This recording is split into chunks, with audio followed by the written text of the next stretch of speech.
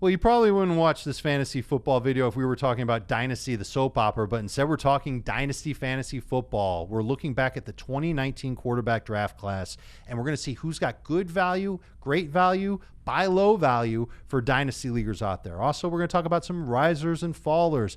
Is Robbie Anderson a riser or a faller? You probably know the answer to that question, but what do you do with him? What do you do with Devontae Parker?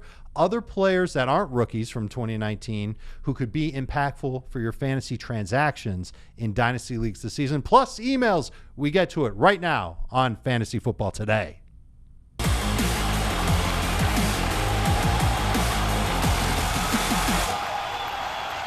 Oh, baby. We have got some 2019 quarterbacks, not 2020 quarterbacks. We're not going there yet, but we're going to review those 2019 quarterbacks, put them under the microscope, and let you know what it means for Dynasty moving forward, as well as seasonal leagues. We'll get to you, too. And we'll talk about Phillip Rivers moving on from the Chargers. It kind of stabs me in the heart. It's a player I've watched for a long time. And we promised that we would answer emails. We're going to do it today on the Fantasy Football Today podcast, video on YouTube, in your ears via podcast. I'm Dave Richard. I wish I was chilling in a Benz, but instead I'm hanging with Ben Schrager in studio, Ben Gretsch hanging in the Pacific Northwest. I'm going to put you guys on the spot. I've got a blind comparison for you guys, a double blind comparison for you guys to check out. I want you to let me know which of these quarterbacks you would rather give $20 million to. Okay, and Ben Gretsch, we'll start with you. Quarterback A, over the last two seasons, the double blind comparisons over the last two seasons, 67% completion rate, 8.1 yards per attempt, a 55 to 32 touchdown to interception ratio, and that's in 32 games. Quarterback B, a 62% completion rate, but also 8.1 yards per attempt passing, a 52 to 44 touchdown to interception ratio, and that was in 27 games. So 5 fewer games, same yards per attempt. The completion rate was down. The touchdowns were about even. The interceptions a little bit more. Quarterback A, quarterback B, who would you rather give money to? I mean, I think the answer is obvious. So now I'm concerned. But quarterback A threw fewer interceptions, threw a higher completion percentage, and everything else was pretty equal. So you got to take that guy. Ben Schrager. Ben's reasoning's great, but I think it's quarterback B. Why else would you ask? Well, let me just add one more thing to the quarterback A and quarterback B. Quarterback A, the one with the higher completion rate, the one with more touchdowns, the one with the lower interception rate, is currently 38 years old. And quarterback B is currently 26 years old. So a 12-year gap in age between these two quarterbacks. Does it change either of your answers? I'm sure it's not going to change. I'm going to stick with my answer. You're going to stick with B. Ben Gretsch, do you change from A to B? This has to be Phillip Rivers and Jameis Winston. It is Phillip Rivers and Jameis Winston. I'm going to take, I guess you take Jameis because he's younger. Okay, so that's the dilemma that might be facing the Tampa Bay Buccaneers right now because Jameis Winston is a free agent. They could franchise him and keep him for at least one more year. The Chargers came out and they said, we're mutually parting ways with Phillip Rivers. Phillip Rivers doesn't want to be back. We don't want to have him back. We're not going to say that we're not re-signing him. We're not going to say that he's ditching us and leaving us for dead. It's a mutual parting of the ways. Phillip Rivers has been in the league for a long time. I remember scouting him when he was at NC State. And I gave this is the very first scouting report I ever did. And I gave it to a couple of friends that worked in the NFL. And they said, this is a great report. You nailed the essence of Phillip Rivers. And we'll see how right you are. So I've kind of rooted for Phillip Rivers along the way. And now he's a free agent. He's not going to be a Charger anymore. He's looking for that next chance to win a Super Bowl. He's not going to do that in LA. I think we all knew that. How should fantasy managers feel about Phillip Rivers going into 2020, Ben Schrager? I think it depends where he lands. I don't see myself drafting him in any leagues. I don't think he's going to be on that top 12 radar like he's been for 10 years in his career. But if he lands somewhere like Indianapolis behind a really good O-line, it could be great for a tight end. You know, he loves his tight ends. If he lands, let's say, in Tampa Bay, it wouldn't be the worst thing for the Bucs receivers. I'd rather have Jameis for them, but it wouldn't be the worst thing for him. So it really depends where he lands. But I think he can still support some fantasy weapons despite being pretty old. Ben Gretsch, he's the all-time leader in completions, passing yards, and passing touchdowns for the Chargers. If you could pick his destination for him, where would it be? I think it'd be the Colts. And Schrager just nailed it. That's, I think, the best spot for him. I think he can be good for an NFL team in 2020. I've been avoiding him for the past several years because he was never mobile, and especially late in his career, he gains absolutely 0 rushing yards. And we talk about how rushing upside helps, but even just guys that can scramble a little bit, like even Tom Brady will scramble a little bit from time to time. Not so much anymore, but there are guys who will at least scramble for 100 or a couple hundred yards throughout the year. Rivers, like 0. I don't think he's had 100 rushing yards in 5 or 10 years now. So he's not somebody who's going to get you anything on the ground. You have to completely rely on his passing stats, which means that he probably doesn't have big upside unless he can throw for 40, 45 touchdowns and 5,000 yards, and I don't really see that happening at this stage of his career. So for me, I like what he can do for the skill position players around him, like Schrager just said. I will be particularly interested in the running back position. He really likes to throw to backs in the red zone, and he's done that across different coaching staffs. He did that way back when Danny Woodhead was on the team. We saw it with Austin Eckler. We've seen it with Melvin Gordon. These guys have caught a lot of touchdowns over the last 5, 7, 8 years. Woodhead had 6 receiving touchdowns in both of his full seasons, uninjured seasons in San Diego at the time. So I'll be really interested in the running backs because of the way he likes to use them in the red zone. So one of my favorite things about Phillip is that he gets off to a hot start pretty much every year. Last year, same thing. 3 of his first 4 games, at least 22 fantasy points. And I know that you guys made a great case for Indianapolis and he'd be a good fit there, but I can't help but think about what it would be like for him in Tampa Bay, where he's got Chris Godwin in the slot. You'd think that the 100 catches would be on the table again for Godwin if Phillip Rivers is there. They're going to do something at running back to add a pass catcher there. And Mike Evans, how can we forget about Mike Evans as a downfield threat? And maybe that would hurt Evans a little bit because Rivers, we're just not sure how much arm strength he has left. But is it that big of a downgrade? Would you be unhappy to draft Mike Evans if Jameis Winston was no longer the quarterback and it was Phillip Rivers in Tampa Bay, Ben? I think I wouldn't be unhappy to draft him at all. He drops pretty much around wide receiver 10, maybe outside of my top 10 if it is Rivers. I'd love the Winston to Evans combo, and it just wouldn't be the same. I would be much happier with Godwin than Evans. I think the gap's not very big right now, but if it's Rivers, the gap becomes a lot bigger. Ben Gretsch, same question to you. Do you think that Jameis Winston's going to be much better for Mike Evans? Winston's willing to sling it, but Rivers is too. We saw for a long time downfield targets in San Diego and then in Los Angeles would get plenty of targets down the field. Mike Williams got a ton of air yards this past season. You go back a few years, you have Malcolm Floyd for years. You have Vincent Jackson there years before that. I think Mike Evans would still be fine. I think that's kind of a system thing. We saw it work pretty well with Carson Palmer, who is probably a better comp for Phillip Rivers, late stage Carson Palmer in Arizona in Bruce Arians' system. I wouldn't downgrade Evans too much. Okay, and the last thing I'll say is that Phillip Rivers has been in 2 types of offenses his entire career. He started his career doing the Air Coryell thing. Norv Turner was his play caller for a while, so that type of offense, aggressive downfield passing, the exact same type of system that's in Tampa Bay right now.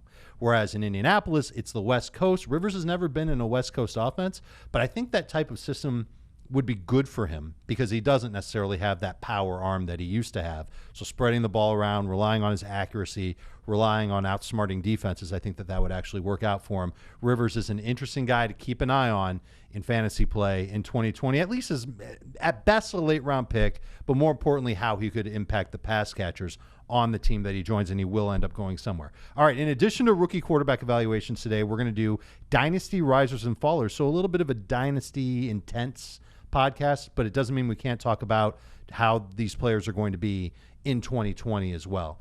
But let's get into the rookie quarterback evaluations. This is something that I've been waiting for us to do. And let's start right at the top with last year's number 1 overall pick, Kyler Murray. 6 point per passing touchdown leagues. He finishes QB 11 overall, QB 15 in fantasy points per game, 19.3 fantasy points per game. Started 16 games. We talked about him on Monday's podcast. I feel like we really didn't see the most of the best of him, what he could potentially do, because the offense had to change as the year went on, especially once they got Kenyon Drake. And there were even games before Kenyon Drake came in where Chase Edmonds was putting up huge numbers.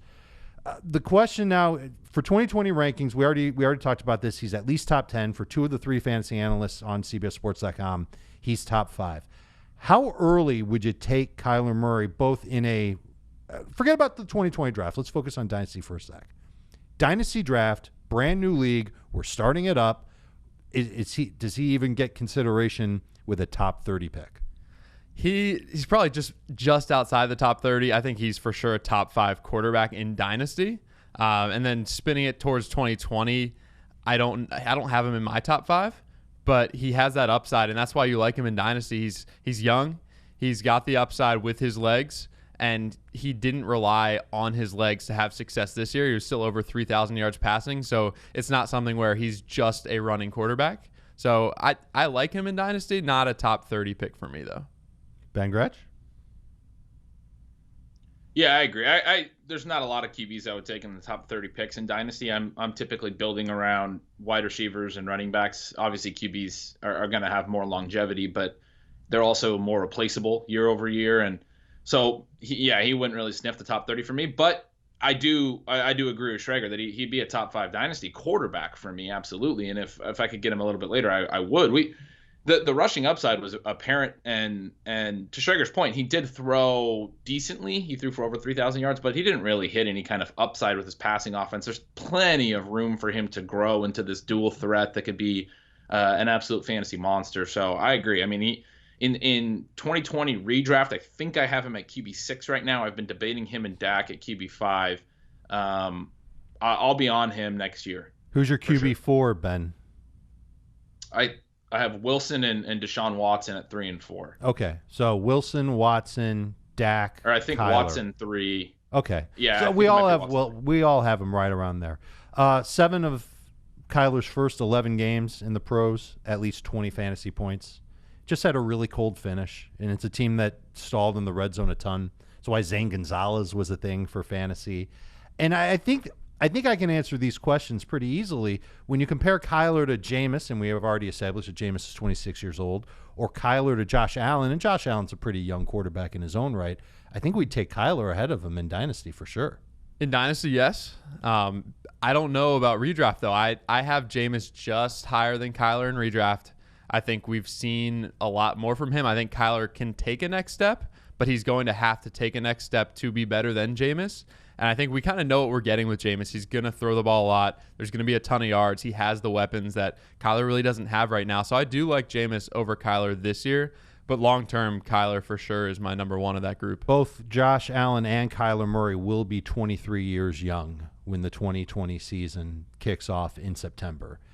Let's move on to Daniel Jones. And I just took a look at the Giants' offense and what they might be under Jason Garrett. Jason Garrett called plays for the Cowboys for 6 seasons, from 2007 to 2012. After that, he didn't call plays. He had somebody else do it for him in Dallas. And the quarterbacks had good numbers. The passing games were really productive under him. The tight end was very reliable. Of course, we're talking about Tony Romo as the quarterback most of those years. Jason Witten is the tight end most of those years. There was a 1,000-yard receiver pretty much every single year. And Jones is now getting that opportunity with Jason Garrett. Garrett's getting the chance to call plays again, staying in the NFC East, and Daniel Jones going into his second season. It's someone who I think is going to be very interesting in both seasonal and dynasty play. Finishes the 24th quarterback overall in 2019, but he averaged 19.4 points per game. That's a tenth of a point more than Kyler Murray. So that was pretty interesting. His consensus, he's still ranked pretty low for me, for Jamie, and for Heath, outside of the top 15.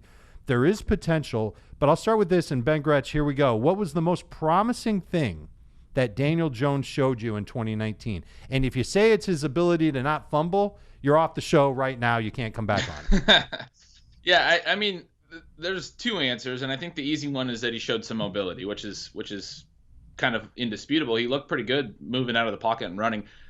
What I will say instead, though, is just kind of weekly upside. He had a couple 4-touchdown, 5-touchdown games, and it seems like there's quarterbacks that don't hit that type of ceiling sometimes. He seemed like a gamer, a guy who could really put up big numbers, and when he gets into the flow and gets in, starts reading a defense well, he can put up big fantasy totals. And so that, for me, was a promising sign, I think, if he can kind of level out other things. But if you can do that as a rookie and you can have these big, gaudy pass touchdown numbers in individual games and do it a couple different times, I think that's pretty promising for your passing upside down the road.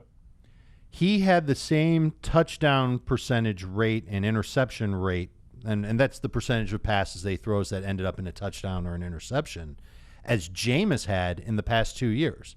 Almost exactly. 5.2% of his passes were touchdowns, 2.6% were, I'm sorry, Phillip Rivers the last 2 years. Jameis had a 4.4 interception rate. Of course, that's not good.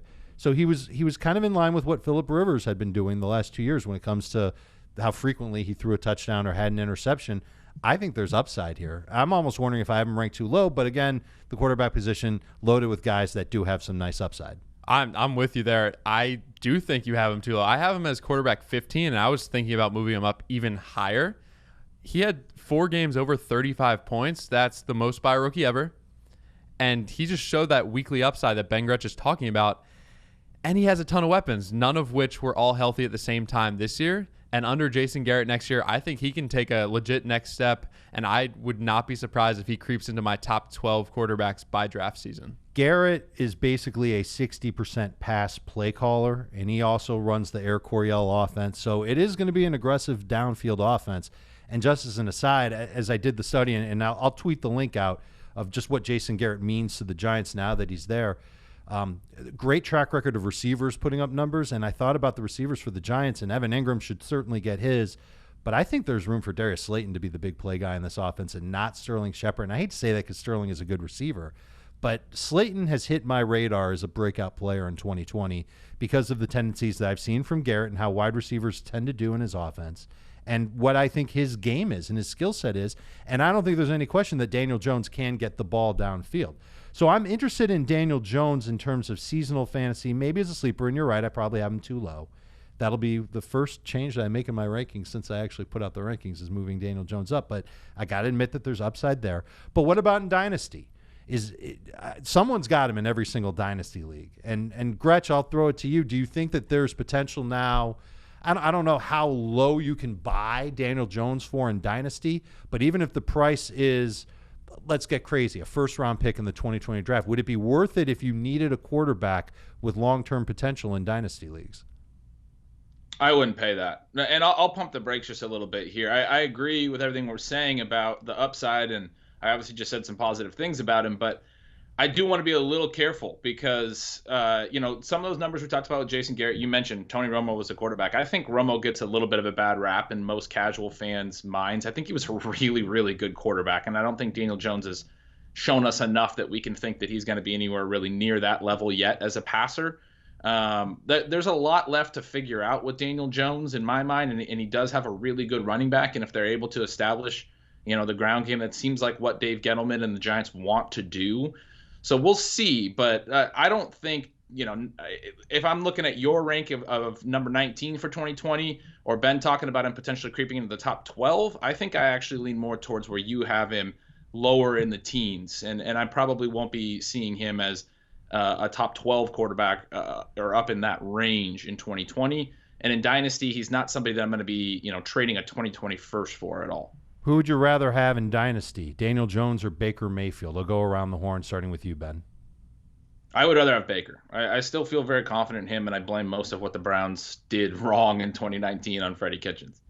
And I would rather have Baker, too, in Dynasty. I think he showed more as a college quarterback, and he's pretty much just as young as Daniel Jones, that I think there is that long-term upside. But I think he's more of a question mark this year than Daniel Jones is. Because we have no idea what the Browns' offense is going to look like. I'm worried that the Browns' offense is going to be a little more run-centric. They've got 2 great running backs. They can improve the offensive line. They can take the pressure off of Baker Mayfield, and hopefully the defense will play a little bit better. And that makes me worry about Baker Mayfield hitting 4,300 yards and 28 touchdowns. And I think Daniel Jones, and just the way that Jason Garrett's offense has been and the way that the Giants' defense is, I think that that's a defense that's going to take a lot of work to improve.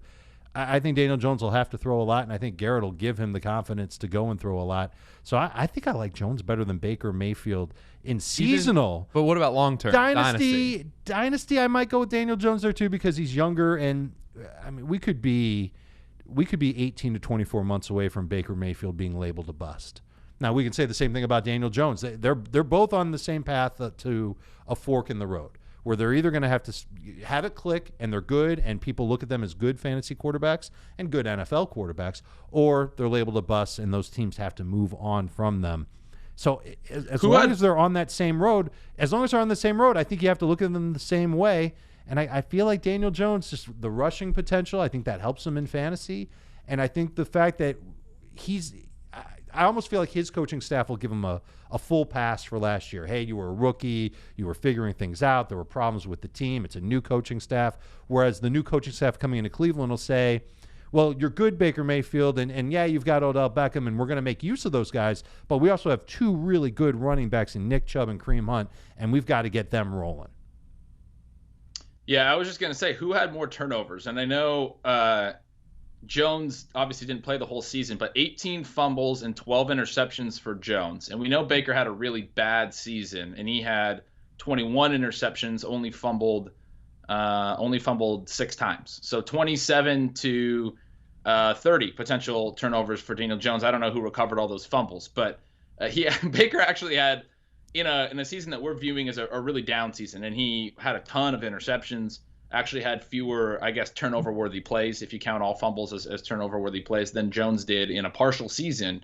I still think very highly of Baker, and the way that I'm looking at it is there's really only room to grow from what happened in 2019. I mean, we could be 18 to 24 months away from him being labeled as a bust.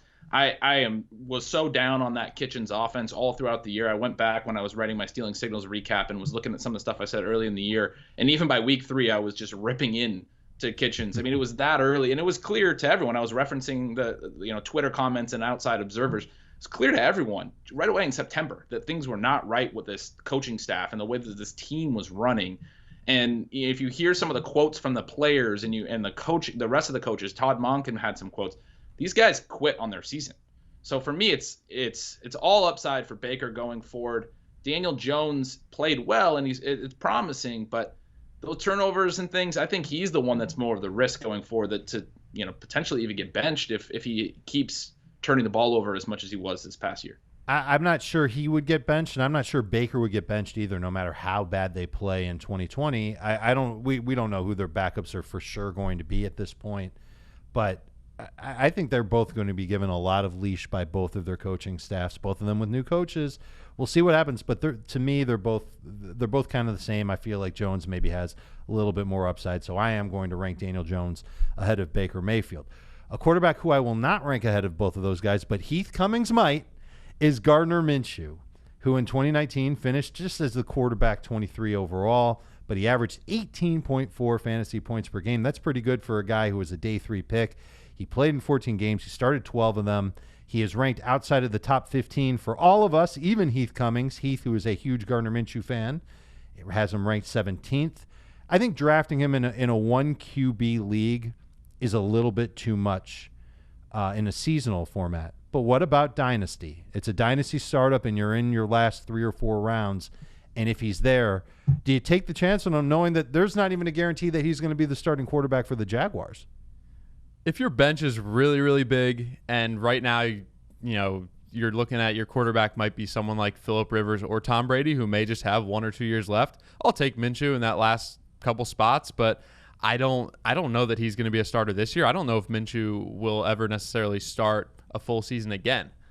I hope he will, because I think he'll start this year and play well and do good enough to start moving forward, but he is a big risk. He was not a highly touted talent coming out of college, which is a little scary in Dynasty, but I think he's not a bad stash at the end of your roster. If you have a big bench, if it's a 12-plus team league, not a terrible idea in Dynasty. What do you think, Gretch? Yeah, I pretty much agree. I mean, we saw some positive things this year. I think we could potentially see him be good down the road. I like that he played in Mike Leach's system at Washington State and threw a lot. I think those air raid quarterbacks in the more modern NFL, we're going to see a lot more of those guys transition better to the NFL, just from the simple fact that they got way more reps. This guy threw a ton of passes in college. It was a very pass-heavy scheme, and it fits well with the modern NFL. The one thing I want to see more from him this year, and will be really indicative of whether he can take a step forward and be a long-term starter or not, is the downfield passing. He had a really low average throw depth. He completed a lot of passes underneath. I believe Nick Foles' average throw depth was about a yard or more higher on the season when he was in that same offense. So we want to see him do a little bit more down the field, really push the ball down the field. He can't just take all these checkdowns and underneath passes and be a long-term NFL starter. I agree with that. 6 of his first 8 games, he had at least 20 fantasy points in a 6-point per passing touchdown league. Also, 2 of his last 3, at least 20. But only in 2 of those 8 games total where he was over 20 was he 25 plus. So he was good. He was okay, but he never really had the potential to be, finish as a top 5 QB for the week. And it's really hard to see that changing with Doug Marrone still there. And I know Jay Gruden's coming in, and that's a West Coast offense that I figure will be installed, but I bet it's a little aggressive, and it plays to Gardner's strength of pushing the ball downfield. It's just a matter of whether he can connect downfield, and that might have some to do with Gardner Minshew and some to do with the receivers that he's throwing to. Absolutely, yeah. I mean, I went through his games and saw when did we stream him this year? And it was 5 games we streamed him. Mm-hmm. 4 of the 5 games he was over 20 points. So as a streamer, you're cool with 20 points. That doesn't mean you're going to draft him. If he's got a great matchup, you could pick him up and you could start him with confidence that he'll probably get you over 20 points. But he doesn't have the upside of, let's say, a Daniel Jones. So Daniel Jones compared to Gardner, we all agree Jones is higher, but I don't know that in any 1 QB leagues you'll be drafting Gardner Minshew this year. Ben, let's say that you pick Gardner Minshew with a 4th-round pick in your Dynasty rookie draft last year. He sat on your bench. What would you accept in trade for Gardner Minshew? So a quarterback that you're not necessarily in need of starting. Let's say your other quarterback is Carson Wentz. And let's assume that you wanted to trade Gardner Minshew. What would you take for him in a deal right now? Yeah, my first comment was going to be, who are my other quarterbacks? And I would want to know who my number 2 is and how deep I am Let's say he's your number 2. Let's say that Gardner Minshew is your number 2. And someone else in your league is Minshew. You just hold on. You wouldn't even consider a trade. Well, I mean, yeah, if you can get like a 2nd-round pick for him, that's something I'd probably take regardless of situation. I think I can replace him as my backup. But I think he's a really good dynasty number 2. I mean, he's just somebody that you can hold on to. The concern I also have, and we kind of hit on it, Traeger kind of hit on it, is we don't know if he's going to start 16 games this year. So we don't know that he's actually going to be there for you in Dynasty. If you can get a 2nd-round pick, yeah, probably I'm doing that. If it's a 3rd-round pick, I don't know if I'm doing that. So that's kind of where the break would be for me. First pick of the 3rd round? Yeah, I probably would. Okay. So that's a pretty good thing. And I'm looking up DJ Chark's numbers from last year. I just want to give everybody the splits. Here they are between Minshew and Foles. He caught 62% of his targets from Minshew, 60% from Foles. He had 5 touchdowns from Minshew, 3 touchdowns from Foles, 8.9 yards per attempt from Minshew, 7.4 from Foles. So I think that Minshew's aggressiveness did pay off for DJ Chark. I'd like to see him swim with Minshew in 2020 as well. I think that would be best for his fantasy value and would probably cement him as a top 50 pick overall, especially in PPR. Yeah, it's a low-end wide receiver 2, high-end wide receiver 3. I think Didi's numbers from last year were pretty much the same as 2018 in terms of yards per attempt, yards per target, catch rate, those sorts of things. So I'm not as excited about Dede Westbrook. I think he's the same no matter who the quarterback is. Agreed. And I think he's just a guy at this point who's playing in the slot. All right, when we come back, we'll wrap up with Drew Lock, Dwayne Haskins, and some Dynasty risers and fallers here on FFT.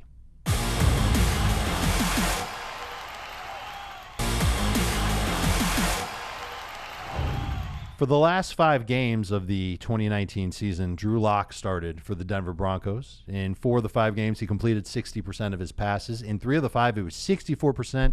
He had multiple touchdowns in 2 of them, and he threw for over 225 yards once. How excited should fantasy managers be to have Drew Lock on their squad going into next year? Heath sigh excited. Heath sigh for Drew Lock, huh? Andrew Lock just doesn't have any sort of fantasy appeal. But you know who does is Pat Shurmur. Okay. Dave, you want to tell the listeners why? Well, I know that Pat Shurmur, veteran play caller, I don't know how aggressive he is. I haven't done the full study on him yet, but I know that he's an okay play caller, and he tends to do a good job of cultivating his tight ends and making that a big part of his offense. And I think that Drew Lock, who was always a great fit for the West Coast offense, the way that I look at the Broncos change from Scangarello to Shurmur is they got a lot more experience. Scangarello was a 1-year play caller. He had never called plays before this year. Pat Shurmur's called plays for probably a dozen years. So he's maybe not a dozen years, but a long time. He's been around the NFL for over a dozen years and maybe called plays for about 6 or 7 of those years. Ben, you okay? You all right? Yeah, sorry. Are you trying to interrupt me to say something not nice about Pat Shurmur here? I don't know what's going on. But I think Shurmur's okay, and I think his experience is good. I thought all along that Drew Lock was a good fit for the West Coast offense, but I don't know if it means that there's going to be huge numbers for him. And I think that Pat Shurmur's arrival in Denver will be good for Noah Fant. I think it makes him a promising prospect to draft late in fantasy. And if you've got him in fantasy in a dynasty league, I think it's a good thing. Having Drew Lock in a dynasty league, I almost feel like you're kind of near where you're at with Gardner Minshew, where there's a chance that he could end up being something good for your team, but is otherwise a QB2 or a QB3. Gretsch, do you see it that way, or do you see something different with Drew Lock? Yeah, he's a tough one for me to read because I felt like they had a really limited offense when he took over. Another guy who they didn't really force or even ask to throw down the field much at all. He took a couple shots to Courtland Sutton, and Courtland Sutton tended to make plays on those because Courtland Sutton's amazing. But his average throw depth was very, very low. They were running a lot of designed passes, quick bubble screens. They ran some screens to Noah Fant. I remember some screens where they had like Phillip Lindsay split out wide. Watching that offense late in the season, it felt like they were really simplifying things for Locke, and his numbers were good. I'm not really like looking at those numbers as indicative of him being a very, very good quarterback because I don't think what they were doing is necessarily something that they can do long term. It seemed very limited in terms of an NFL offense. So I don't have a great read on him. It's obviously better that he was good than he was bad in terms of what his numbers were, but I don't have a great read on him. He does have weapons though. We talked about Fant. We talked about Courtland Sutton, and when you talked about Shurmur, one thing I want to note on him.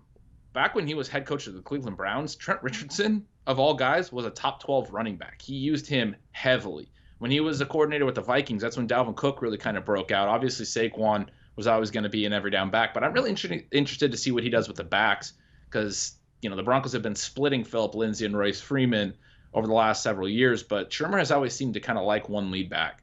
I almost wonder if Phillip Lindsay isn't his kind of back, though, because he's not one of these big, strong workhorse types. Now he's had the workhorse opportunities here and there throughout his career, and I think Lindsay has potential as a pass catcher out of the backfield. But I want to ask you, Ben Schrager, about Drew Lock's value in fantasy and if there's an opportunity to buy low on him here, because in the case of Minshew, we've seen some success already. We kind of know that he's a good QB2 in Dynasty. And we know that Kyler Murray's price is going to be sky high. But if you want to buy into a cheap rookie quarterback, is Drew Lock one that you might be able to get on the low right now? Yes, but I'm not giving anything more than a 4th round pick. Okay. I would give a 4th for him if I need a quarterback too. I think Drew Lock will play 16 games this year. I think I have more confidence that he'll play 16 than Gardner. I don't know that he'll play better than Gardner, but I think the situation Denver's in, he's going to play the 16 games. I'll take a backup quarterback in Dynasty for a 5th, maybe a 4th round pick if I need it. I agree. I think that he's a good buy low type of prospect to speculate on without having to give up a whole lot for him. And I think the same can be said for Dwayne Haskins in Washington. He came on late last year. His last 2 games were pretty good. Everything before that was really ugly. We're just not sure what he is, and he's had even less of a reliable track record, I guess you could say, than Drew Lock has had. So, Gretsch, here we go. Dwayne Haskins, Washington, new coaching staff. I figure it's going to be the Coryell offense because it's Scott Turner. That's Norv Turner's son taking over there. Ron Rivera's teams, when they don't have a Cam Newton, they're usually rather conservative, I'd say, on offense, built around the running backs. But there is no great running back in Washington right now. There's not one guy that they can look at and say that they're great. Is Dwayne Haskins along the same line as Drew Lock, someone that you can get cheaply in a dynasty league right now? Yeah, I'm sure you can get him cheaply. I think that he got a little bit of a bad rap. I mean, for him, he actually did push the ball down the field a little bit, and I thought we saw some promising things from him, but also was limited in the sense that Bill Callahan, interim head coach, was basically trying to run out Washington's season, and they ran the ball a ton even when they were trailing. Haskins never racked up a lot of pass attempts, so we didn't get a great sample on him either. But what we saw from him, I think, was pretty promising. It's tough with each of these guys. Minshew, Locke, Haskins, smaller samples, didn't really see the full range of what they might be able to do later. But if I was going to rank those guys, I think Haskins probably still has the most upside of that group. There is a chance, and this is just me spitballing, this isn't anything factual, that with the number 2 pick, the Washington Redskins fall in love with Tua Tagovailoa. And if that's the case, then they would certainly trade Dwayne Haskins a la the Cardinals with Josh Rosen. If Haskins ends up in a situation with a team that needs something else, an alternative at quarterback, could he actually see his dynasty stock take off, or does that just shorten? And maybe the answer to both of these questions is yes. Does it shorten his leash and his opportunity, his window, if you will, to be a good fantasy option? It depends what that team gives up for him, I think, for the window. But if he lands with, let's say, the Colts, like we were just talking about, how it's a great spot for Rivers, that would be a good spot for Haskins as well. We don't know anything about Haskins at this point. He played on a Redskins offense that was not very good, that wanted to run the ball a lot. He threw 30 passes once in all of his starts this year. So we don't know what's behind the 8 ball with Haskins. If he goes somewhere else, I think his value is pretty similar, but it'd be great to get out of Washington. You know, the offense as a whole wasn't great this year, and it's probably not going to be great next year. What if he ended up in New England? And the Patriots, who are very savvy when it comes to player personnel, they recognize that there's an opportunity that, you know, again, if that, let's just say they hear that Tua is the guy that Washington wants, they can go and offer, I don't know, a second-round pick to get Dwayne Haskins on their team, and now they've got a guy for the future of the franchise. And I think he's an intelligent quarterback. I think from what I understand about him, he's not a dummy, and I think that would be appreciated in New England. And if they re-sign Brady, Haskins is on his rookie deal. Maybe Brady leaves after a year or two more, assuming he re-signs with them. We can get into Brady and other teams at a later date, but Haskins could have some potential there. And I think the price tag for Haskins can be right around what Drew Lock's price tag was. You mentioned a 4th-round pick is what you would give up to get Drew Lock, Ben. And I think that that's a fair price to pay. And I wonder if that's all it could take to get Dwayne Haskins right now. Ben, do you think that that's too low, too high, just right? Dwayne Haskins and his dynasty trade value.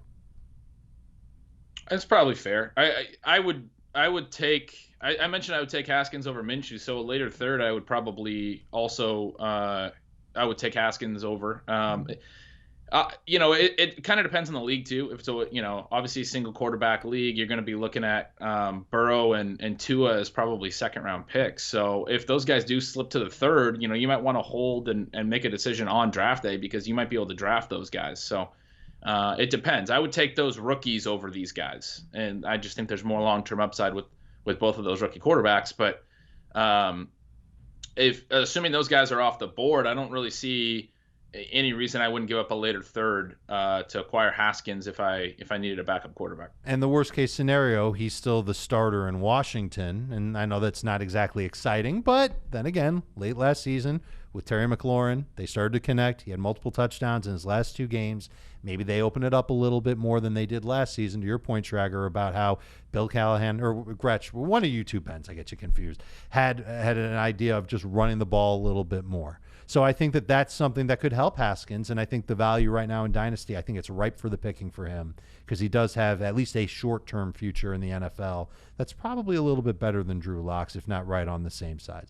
If you're watching us right now, you're doing it on YouTube, Fantasy Football Today on YouTube, and it's at youtube.com/fantasyfootballtoday. Don't want to confuse you. youtube.com/fantasyfootballtoday. And if you're listening to us, you could be watching us, and I bet you know where to do it.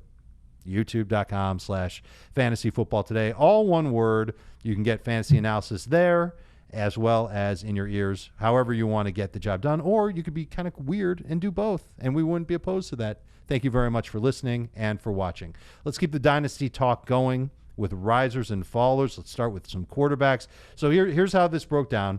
Ben Schrager asked each of us for 2 risers and 2 fallers. It worked out, or maybe some of you guys, you only asked me for 1 riser and 1 faller. You and Ben Gretsch filled out the rest of the risers and fallers. So we have 1 at each position. This isn't just about 2019 rookies. It's everybody in the player pool. So we'll give you a riser and a faller at each position. Let's start with the quarterback faller, Ben Schrager. You picked Mitchell Trubisky.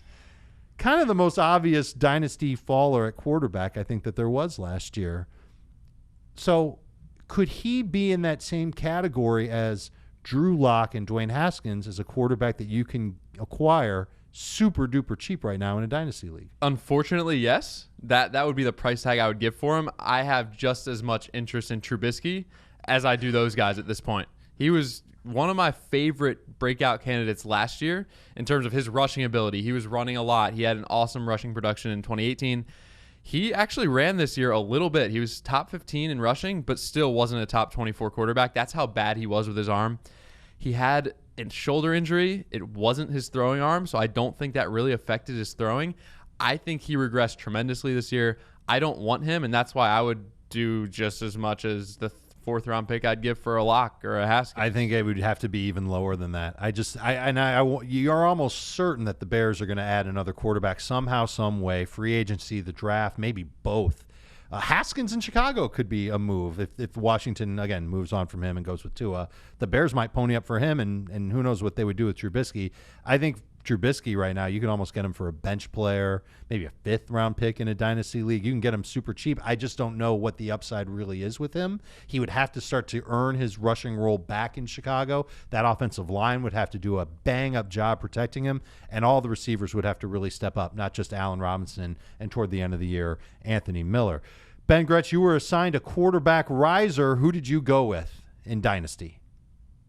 Yeah, I took Ryan Tannehill, who's had an eventful last year plus. I mean, he was kind of in that back end quarterback range that we're talking about with guys like Trubisky or some of these rookies in Miami. And then he basically got to a point where, looking at being a backup in Tennessee, that he was probably not on a lot of rosters in one QB leagues. He's probably on a lot of waiver wires.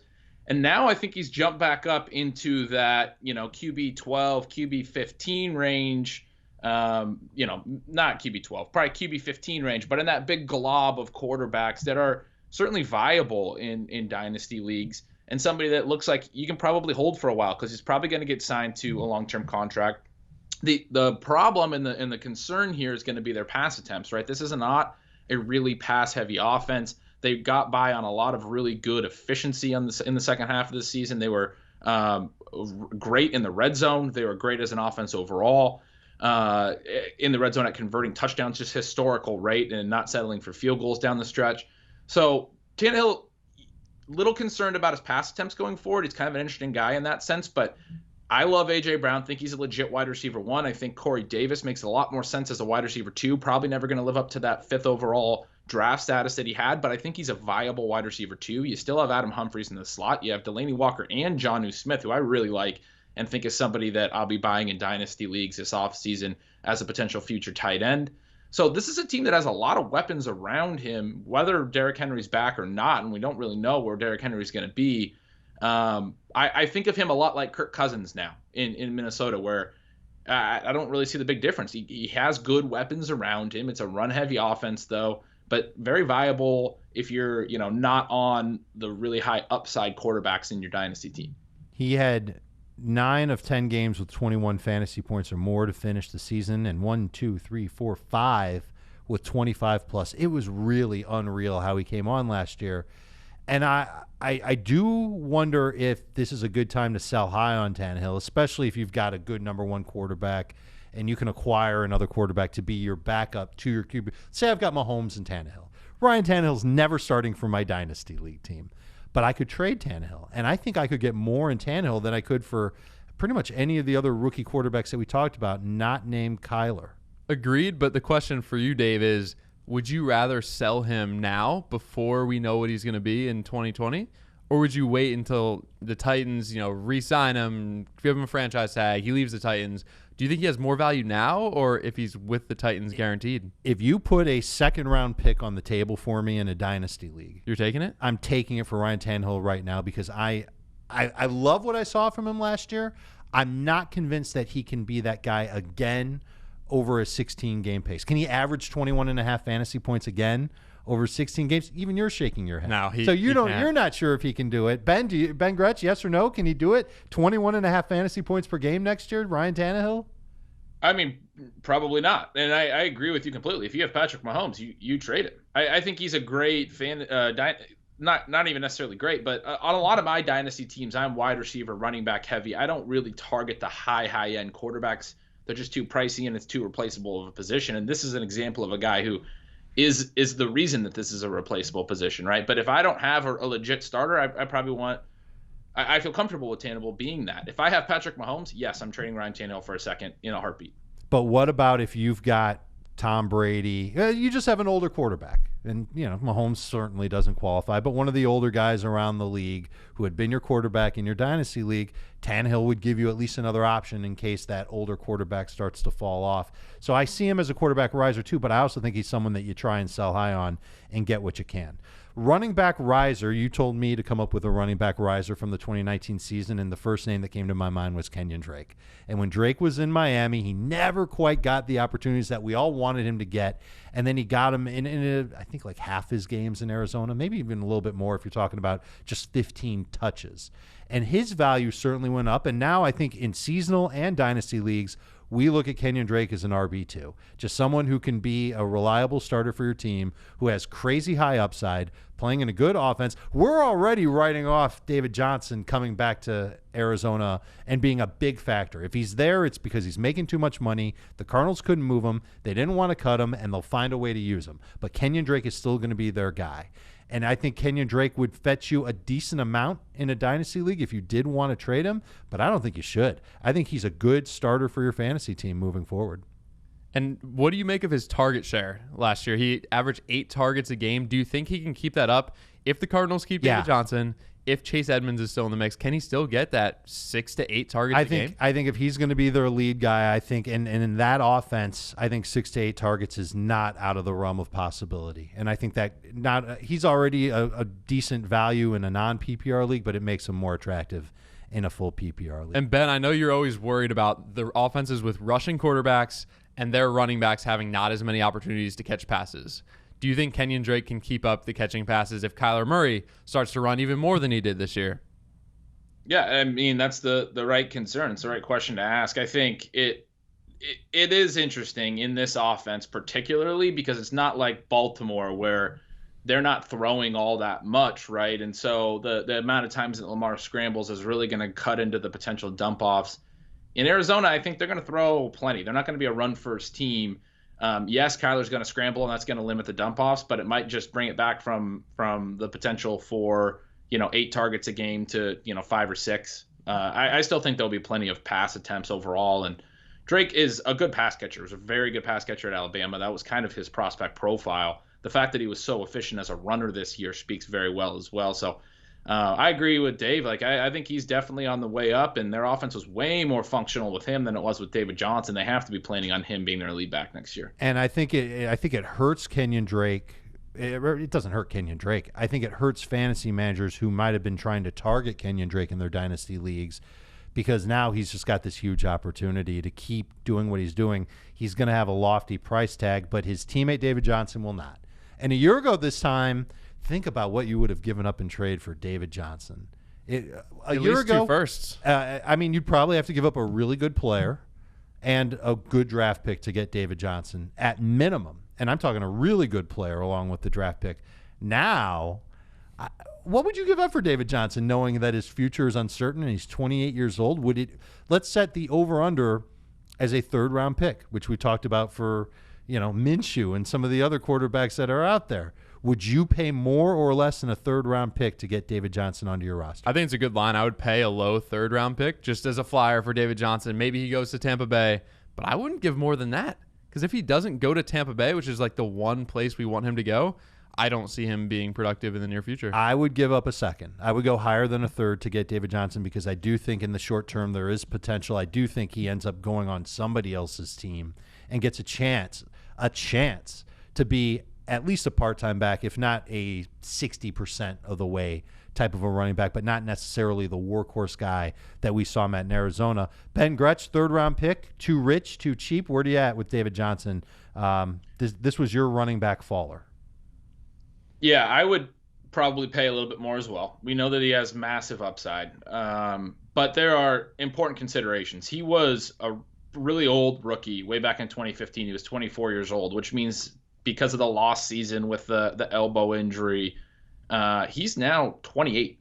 I mean, we kind of just blinked, and David Johnson's now one of the oldest running backs in the league, or oldest relevant, fantasy relevant running backs in the league. So not somebody that you really want to overpay on for a bounce back, because I don't know how many more years there really are left in this guy's career. I love the skill set. I love his combination of receiving ability and size and goal line production. He's always been very good in short yardage, but didn't look like the same player last year. He's now 3 years removed from that really amazing 2016 season that really just blew up fantasy. For me, I'd probably give up a second. There's one more team that I would love to see him on, and it's Kansas City. But contract's really tough. That would be something, but he would share if he would go there. Like, it would be more likely that he would share there compared to Miami, Tampa. And sorry, Tampa, yes, he would share. He would not share as much there with Ronald Jones. I know that you're still very much in the Ronald Jones camp, Ben Gretch. Dynasty wide receiver riser. I don't think anybody rose as much as Devontae Parker. Guy was DOA on Dynasty benches. Some people might have even cut him. He was cutting a lot of Dynasty. Yeah, like people just did not see the future for him. But the Miami Dolphins did, and they gave him an opportunity. And Ryan Fitzpatrick is really the one that he can thank, because Fitzpatrick just pew, pew, pew, passes like crazy to Devontae Parker, and the numbers bore out amazing. He had a great finish to the year. He's now the clear number one for the Dolphins. It's a team whose defense is starting to improve a little bit, but still might not necessarily be a top half defense in the National Football League in 2020, which means they could pass more. They're clearly going toward a pass-centric approach with Chan Gailey taking over the offense, and it's an offense that Ryan Fitzpatrick knows. They'll probably add a quarterback along the way. That quarterback can, whether it's Tua or Justin Herbert, both of those guys can throw downfield. That's good for Devontae Parker.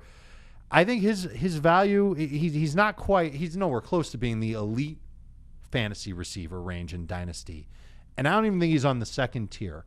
But I think he's got potential if he keeps this going for another year, where you're looking at a guy that is a consensus top 20 receiver in Dynasty, and a guy you'd be happy to have for the next 4 or 5 seasons.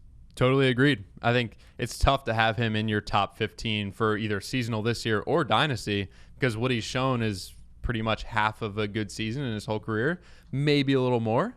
But his upside is there, and I'm really excited for at least the first couple weeks with Fitzmagic. If we only think Fitzmagic's going to, let's say, start half the season and then they'll have a rookie come in. Okay, so we're excited about him, but just to play a little bit of devil's advocate here, he's 27 years old, and like Ryan Tannehill, he really came on. It was more than just the second half of the season. He really started to break out toward the end of September. But it's only 1 year, like you said, Ben Traeger. So is there an opportunity to sell high if you're just not a big believer in Devontae Parker, knowing that you can get a pretty decent haul for him, Ben Gretch? What do you think? Yeah, I mean, if you guys are talking about him anywhere near the top 15 receivers in Dynasty, he is an easy sell high for me. Just an absolutely easy sell high for me. It's not just that it was just 1 year. It's that this guy's never been healthy. You go back to his college. He had production in college as well, but was never healthy, I believe, at Louisville. Just not a player that I think is at 27 and breaking out at 26 is a lock to be a top 20 receiver down the road. There are so many good young receivers coming up that are a lot younger that I would way, way rather have. I'd probably have him around wide receiver 25, wide receiver 30, maybe even lower in Dynasty. I haven't, gotten through all my rankings, but all of the new class of younger receivers are guys that have longer careers ahead of them, are guys that I would much rather have than Devontae Parker with this kind of late breakout. It's probably true that most of the risers we're talking about are potential sells and most of the fallers are potential buys, and that's kind of what we're getting at. But of all of them, Parker's the one that I would sell the most on. Gretch, if I'm offering you the 4th pick in the 2nd round for Devontae Parker, and Devontae Parker just had the season that he had, and if you want to quantify it further by saying who your other wide receivers are, let's say that you're okay at that position, would you take the 4th pick in the 2nd round for Devontae Parker today? I mean, that's a good number. That's a good number. You're probably not getting a prospect there that you feel a lot better about for 2020 or even for his whole career. The early 2nd round pick hit rates aren't amazing in Dynasty, so I might not take that right away. I'd probably try to find a better offer throughout the rest of my league. I'm not selling low on him, but if you can get, somebody who really likes Parker and thinks of him in the 15 to 20 range at wide receiver in Dynasty, then you're probably getting more than that number. Let me give you one more trade offer. I will give you Devontae Parker and the 4th overall pick in round 2 for the 4th overall pick in round 1. Which side of that deal would you rather have? Would you rather have the 4th overall pick? That's going to be the wheelhouse for CeeDee Lamb, for Jerry Jeudy. Maybe if you're really into Ruggs, that would be where he would go. Would you rather have that pick, or would you rather have Devontae Parker in a second-round pick, early second-round pick? I'd rather have the early first in that case. Okay. Yeah, I think you can feel a lot more comfortable about the upside of a prospect you can get in the top 5. Schrager, you agree? I would too. The young upside 3. is definitely there. I'm taking that first round pick. But there is potential long term for Devontae Parker that wasn't there before this year, and now that is. So it's really just a great opportunity for fantasy managers to consider your options with Devontae Parker, a faller at wide receiver in Dynasty. I was really disappointed in Robbie Anderson this year. I was expecting him to take a next step with Sam Darnold getting his feet wet, having that comeback year. He's going to, really break out, and Robbie Anderson will be right beside him. Robbie Anderson's yards per target were the same as the previous season, but he only had 3 games over 100 yards. He was a watered-down Will Fuller, unfortunately. He had 8 of his 13 games were under 10 PPR points. It's just not usable. And I saw Anderson as a guy with a ton of upside. He's the kind of guy that Ben Gretsch really likes in that he could win you a week every week. He just wasn't doing it this year, and now he's going to be 27 years old going into next year. We don't know what kind of next step he can take. He was a big faller for me this year. I think he ends up on a new team. I don't think he ends up with the Jets. I think he signs somewhere else. And if it's Philadelphia, I think that's interesting. If it's Miami, he's a South Florida kid. He goes to the Dolphins. I don't know if I'm as excited about him there. And I think that actually hurts Devontae Parker a little bit too if he ends up there, because that's another deep threat receiver that Ryan Fitzpatrick can throw to. It makes me a little bit nervous. Ben, is there any place he could sign as a free agent that would be a worse situation than what he had to deal with in 2019, with Luke Falk starting for most of the beginning of the season, Sam Darnold being really slow coming back, Adam Gase? What we just learned with all of Adam Gase's old Miami players is he probably wasn't very good for any of them. I mean, we've talked about Kenyon Drake and Ryan Tannehill and Devontae Parker on the show and how good they all did once they got out from under Adam Gase. I don't think there's a single place he could go that would be worse than what the situation he was dealing with was in 2019. Chicago. I'd still take him in Chicago over New York. I think that would be a more promising spot. I'm seeing him in New York with Sam Darnold, and then I'd consider him splitting up work in Chicago with Mitchell Trubisky, and I would take him in New York with Darnold. Because in New York, at least he'd potentially be the number 1 guy there.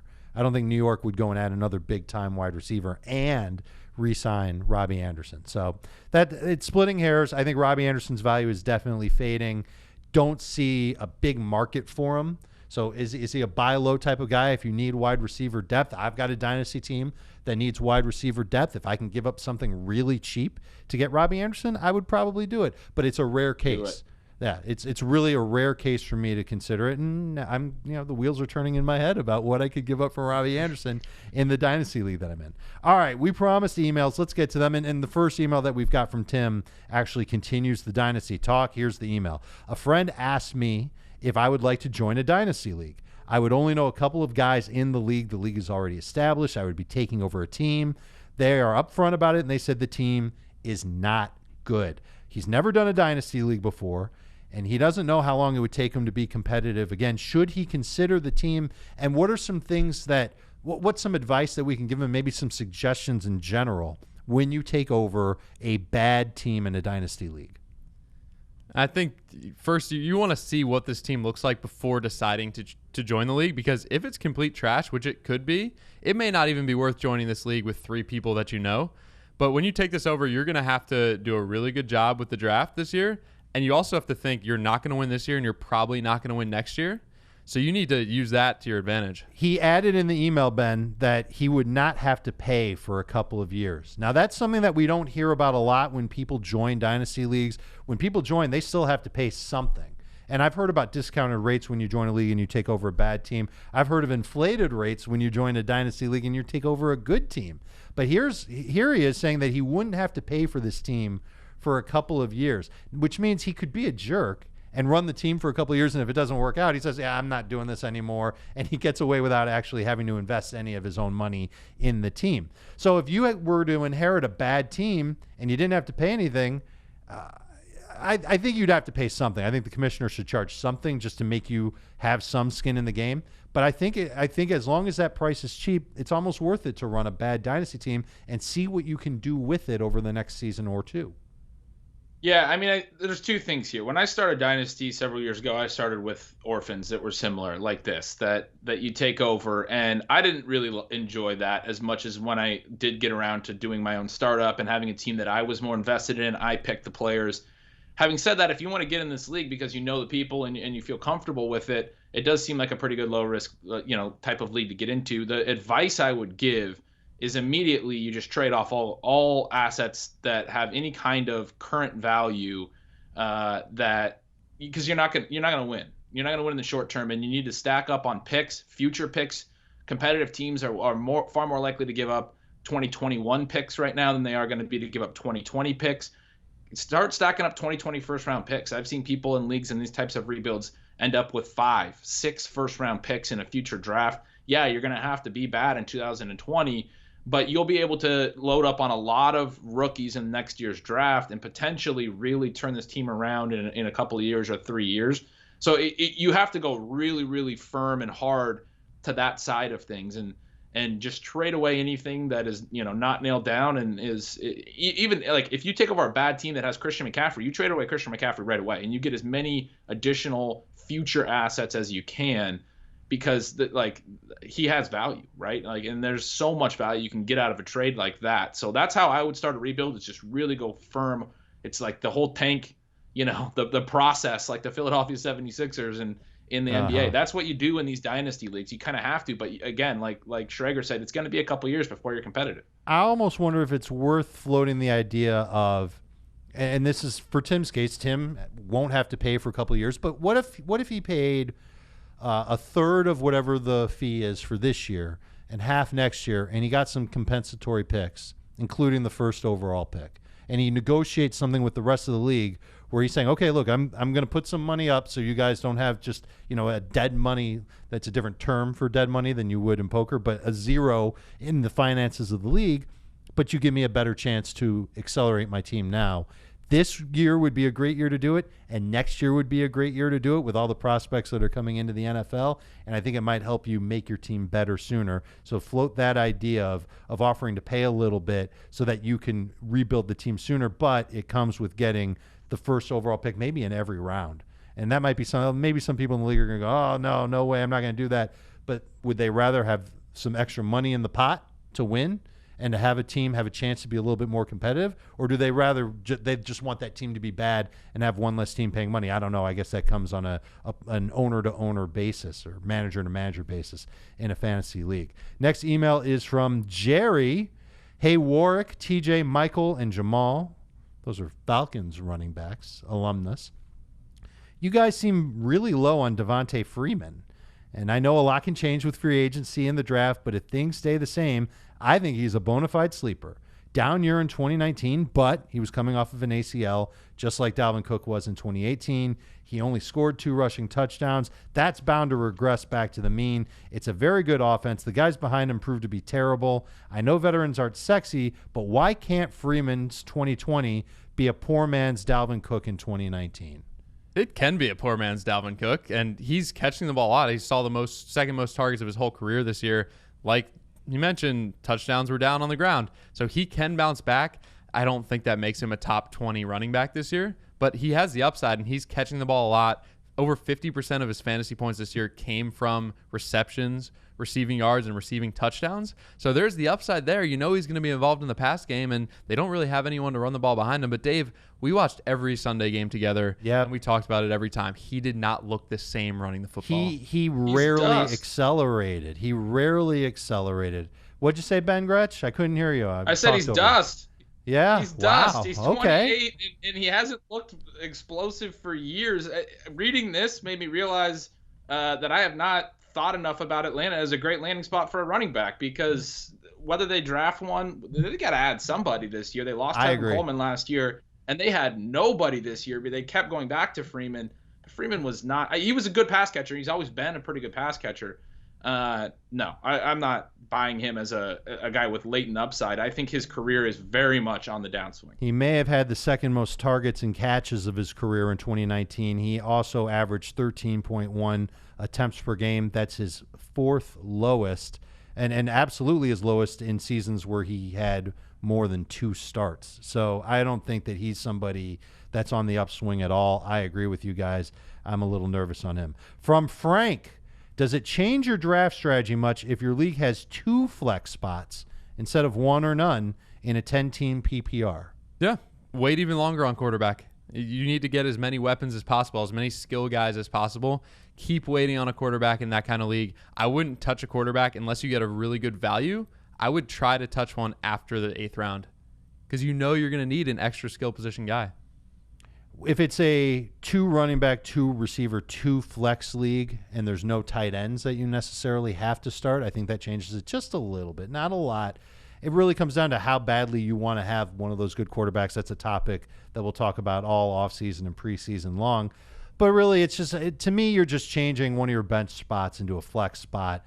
I don't think it's necessarily anything that impacts your draft strategy. I think I like it in a 10-team league because it means that there's an extra starter on everybody's team, and it just makes it's better in a 10-team league. It makes it a little bit more challenging the more fantasy managers there are in the league. 12 teams, 14. Obviously, the talent pool gets a little bit thinner because there's more teams in the league. It's a supply and demand thing. Dear Adam, Dave, Jamie, Heath, Ben, and Ben, there's no name on this email. Let's call him Paul from Denver. I know it's before the NFL draft. The answer might change, but give me your thoughts on the following. 14-team, half PPR, so this is one of those deep leagues. We're allowed to keep up to 6 guys in rounds 1 through 6, and then you just start picking in round 7. Here are his 8 keeper-worthy guys on the roster. Which 2 guys would you toss back? Mahomes, Dalvin Cook, Mark Ingram, Damian Williams, Mostert, Deebo Samuel, A.J. Green, and the aforementioned Devontae Parker. So remember, you can keep fewer than 6, but for each guy you keep, you lose the earliest possible round. So if you only keep 1 guy, you only lose your first round pick. If you lose 4, you lose your first 4 picks. If you keep 4, you lose your first 4. Yeah, the problem with that is with that type of format, and I've played in leagues like this, when you have this many potential keepers, the guys that you can then get are super watered down. Oh, the draft pool is right? awful. Yeah, so you're probably going to want to keep as many as you possibly can. Even having said that, I don't know that there's necessarily 6 here. Patrick Mahomes is an absolute lock in a 14-team league. I would keep him. Dalvin Cook's an absolute lock. Raheem Mostert is 28. He'd be one I'd consider throwing back. Damian Williams is 28. But I'd probably keep Williams over Mostert because I do think Shanahan might go back to a committee next year. I mean, just because Mostert closed the season as the lead back doesn't mean that they didn't have several different lead backs throughout the season. Deebo Samuel's a lock. Mark Ingram's another older back. We talked about Devontae Parker. I'm probably throwing back Mostert and either Ingram or Parker. I don't know. What do you guys think? I think I'm throwing back Mostert and Williams because you've got 2 nice running backs that you can start in Cook and Ingram. You're not keeping Ingram with the long term in mind, but Cook you are. And then you've got Deebo, great future ahead. Devontae Parker, maybe a good future ahead. We just have to wait and see. And A.J. Green, hopefully he plays in 2020 after what happened in 2019. I think he was just sitting out. I think he didn't want any part of the bad play in Cincinnati. And we can't say for sure he'll be back in Cincinnati, but if he is, and if Joe Burrow's the quarterback, it's not a bad thing for him. And you're keeping Patrick Mahomes. Yeah, for sure I'm letting Mostert go. I think it depends where A.J. Green lands. Probably going to let Damian Williams go, but I wouldn't mind letting go of A.J. Green. From Neil, from the #1 beach in Florida. Where's the #1 beach in Florida, Ben? Fort Lauderdale Beach. Is that your favorite beach? Is that the best one? That's where I go. There's some really nice ones on the West Coast. Quiet, Sanibel Island, Marco Island. You guys might get over there if you've got a spouse or a girlfriend or a boyfriend. Take them over there. Have a nice, relaxing time. Neil only wants to carry 1 tight end this year. This has been your travel agent, Dave Richards, speaking. He only wants to carry 1 tight end. Who is your favorite safe middle round tight end in 2020 drafts. So safe tight end is kind of something that just doesn't really exist, but I think Austin Hooper is that guy. Dave, I know you rank consistency. He was the number 3 tight end in consistency. He's seen a ton of targets, not only this year, but the second half of 2018 when he was breaking out. He saw 5+ targets in every single game this year. I think Hooper, if he returns to the Falcons, he is a free agent. If he returns to the Falcons, he's the safest tight end option. I wouldn't mind him with a middle round pick. There's also teams he could land on where you'd be just as excited about him. New England, I think they could be in the market for a tight end after all the trouble they had with the position.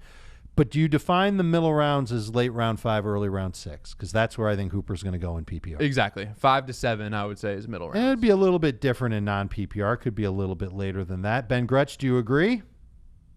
I'll take Evan Ingram, who I think is going to go a little bit later, and I've seen him going a little bit later in early drafts. I don't really think he should be going later, and maybe he rises throughout the summer, but he was pretty good again this year until he got hurt. And yeah, he was banged up, and maybe you can say that means he's not safe, but all tight ends are kind of injury risk. It's a position that has a pretty high injury rate.